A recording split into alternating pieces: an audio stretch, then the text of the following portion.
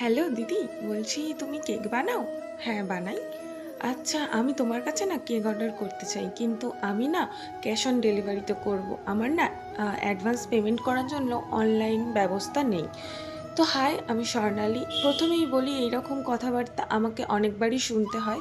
কিন্তু দেখো, তোমাদের ওপর বিশ্বাস করে কেকের অর্ডার হয়তো আমি কনফার্ম করে নিতেই পারি, কিন্তু এই কেকের বিজনেসের জার্নিতে আমার সাথে এরকম ৩-৪ বারের ওপর ঘটনাটা ঘটেছে যে অ্যাডভান্স পেমেন্ট আমি নিলাম না, কিন্তু তাকে বিশ্বাস করে হয়তো আমি কেকের অর্ডারটা কনফার্ম করে এবং তার কেকের জিনিসপত্র থেকে শুরু করে কেকের স্পঞ্জও আমি রেডি করে নিয়েছি, তখন আমাকে কাস্টমার ফোন করে বলছে যে আমি বাড়িতে নেই বা আমি অর্ডারটা ক্যান্সেল করতে চাই।